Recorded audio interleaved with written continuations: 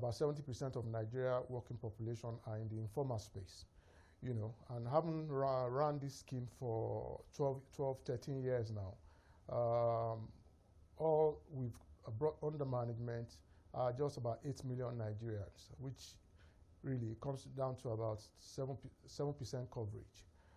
So if you're talking about a working population of about 100 to 150, and all we have under management right now are just about 8 million people, then what that tells you is there is massive opportunity in the informal space.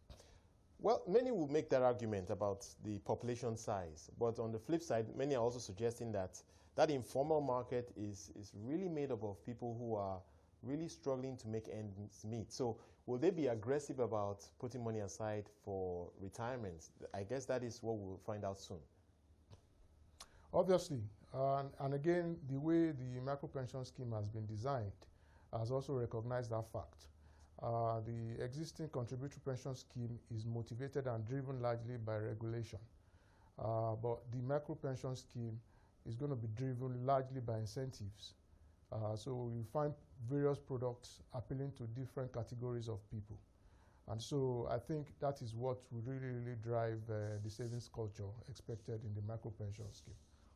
All right, and so what will be the likely impact on the market, in your view, come January? I guess it will take a while for many PFAs who adopt, who decide to get involved, to begin to engage potential contributors and mop up significant funds.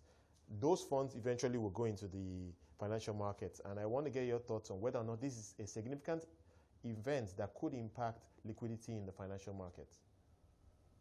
Yeah, I mean, obviously that's what's expected.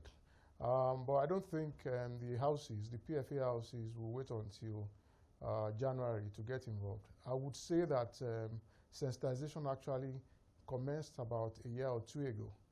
And even the regulator has been largely involved in sensitization across board. So I want to believe that all key stakeholders, have been highly sensitized about what is coming. And so what is just next is, much closer interaction when the scheme eventually flags off. And so come January, what you're likely to find is that the various PFAs will just kickstart the program that they already have in the pipeline. And then just like you mentioned, it's expected that this would go a long way in boosting the asset under management of the industry, which currently, as you know, is about 8 trillion naira. Yeah. But then again, you don't expect this to happen overnight because, again, it is a micro pension scheme. So just like we've seen in other climes, namely India, Kenya, and Ghana, it is likely to also start very slowly, but gradually, I believe Nigerians will embrace the scheme, and then we'll then start seeing significant inflow into assets under management. Right. And I know that the target is to have 30% of the working population making contributions to this scheme by 2024. So we're talking about 6 years from now. Do you think that's a realistic target? I believe so. I believe so, because right now we are under 10%, and the target is to have a minimum of 30% coverage, which I think is very reasonable. And it also speaks to a comfortable social security standpoint, because no one is comfortable with a situation whereby only very few Nigerians are covered by a pension scheme. It doesn't all go well for social security.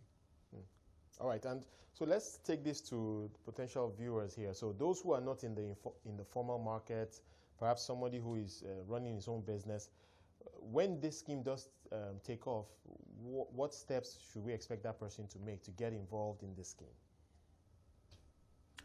Well, like I mentioned, sensitization has commenced. So basically, the way the scheme has been designed is such that it's going to be highly technology enabled.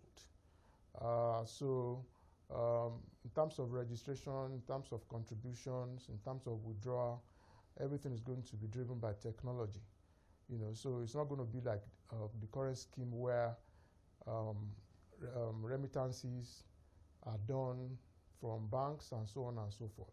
This time around, remittances will be done by various technology platforms, be it mobile phones and other payment platforms as well. Right. In terms of also of onboarding will also be very seamless.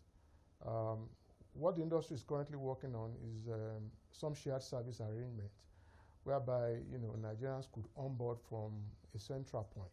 Also, payment will also come from a central point as well. So, regardless of where you are located in the country, once you are onboarded from that central point, then your funds and all your details will go to your desired pension fund administrator. Right. So that's what we are like. Okay, but earlier you mentioned that this new scheme takes into account the peculiarities of those in the informal market. So can you just identify perhaps the most significant differences in terms of how this scheme is going to work compared with the contributory pension scheme that we are familiar with today? Okay, as you know, under the contributory pension scheme, withdrawal is very limited, and withdrawals are limited to only few instances. One, when there's a loss of job scenario, in which case the contributor can draw 25%, and then when the fellow retires at the age of 50. The only other form of withdrawal is on death and in case of additional voluntary contribution. But under this current, under the micro pension scheme, withdrawal will be a lot more flexible than what you have under contributory pension scheme. So it's going to come with some form of flexibility that will allow people to withdraw a certain amount of money, regardless of whether they're sick or they've lost their source of livelihood or not. So if, for instance, they're broke or they want to put more monies into their businesses, or they're sick, then some certain amounts will be allowed to be withdrawn. So all of that comes with the scheme, and again is meant to improve over what exists under contributory pension scheme. All right. Well,